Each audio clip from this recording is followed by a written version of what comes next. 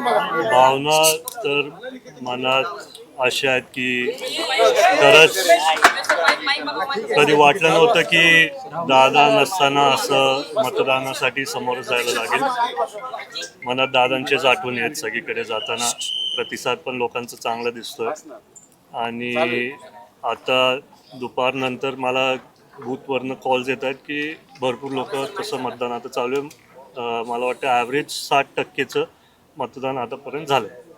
सकाळी दादा तुम्ही एक वक्तव्य केलेलं होतं की 2029ला तुम्ही लढावा असं कार्यकर्त्यांची इच्छा आहे. त्याच्यावरनं रोहित पवारांनी सुद्धा विधान केलेलं आहे. योगेंद्र पवार म्हणतात की आजचा दिवस त्या गोष्टीवर बोलण्यासारखा नाहीये. म्हणजे मतमतांतर पवार कुटुंबियात पाहायला मिळतात. तुम्ही अजूनही तुमच्या वक्तव्यावर ठाम आहात? नाही, हे बघा, मी सकाळी जे बोललो त्याचा उल्लेख तुम्ही चुकीचा घेतला. मी बोललो ही मागणी आमच्या लोकांची आहे. मी सारखं बोलत आलो आहे की मला पक्षासाठी काम करायचं आहे, एक छोटा कार्यकर्ता म्हणून काम करायचं आहे. आणि जर ही लोकांची जर एक इच्छा असेल की 29 ला मी उमेदवारी घ्यावं, ती त्यांची इच्छा आहे. माझी इच्छा आहे की मी सगळ्यांबरोबर काम करावं. नाही, आता सुनेत्रा वहिनी या उमेदवार आहेत.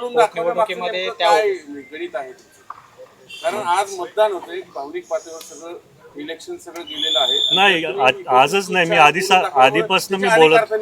आधीपासून बोलत आलोय की मी छोटा कार्यकर्ता म्हणून काम करणार.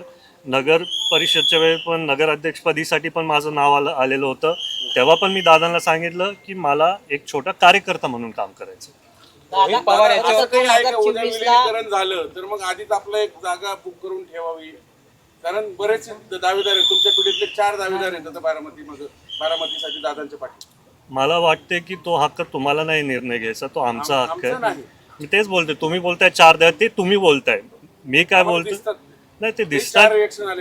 रिॲक्शन आले कारण रोहित दादा काहीतरी बोललेत. युगेंद्र दादा काय बोलले की आम्ही आधीच्या काळात पण असं नव्हतं लढायला पाहिजे. त्यांनी त्यांचं इच्छा तिथं वक्तव्य सांगितलं. मला पण तसं वाटतं की कुटुंब म्हणून आम्ही एकत्र राहायला पाहिजे. मी सारखं ते बोलत आलो, तुम्ही बघितलं पण असेल. योगेंद्र पवार परदेशात आहेत, ते म्हटले तुमच्याशी बोलणं झालं होतं काही व्यावसायिक कारणानिमित्त परदेशामध्ये? हो, ते कामासाठी तिथं गेले आहेत. मी तेच बोलतोय, माझं आणि युगेंद्रचं बोलणं झालं. आमच्या दोघांची नाही तर पूर्ण पवार कुटुंबाची इच्छा आहे की आम्ही सर्व एकत्र राहावं. 29मध्ये रोहितदादा बोलले पवार विरुद्ध पवार असं होणार, तशी आमची कोणाची ही इच्छा नाही.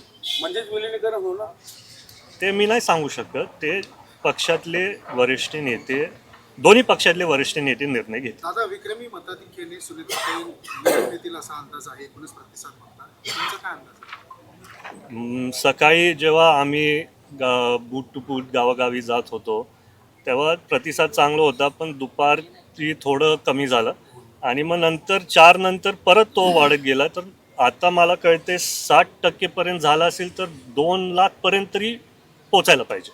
नवीन विक्रम होणार. तो विक्रम होणार आणि विक्रम वहिनी आणि दादांचं एकत्रित होणार.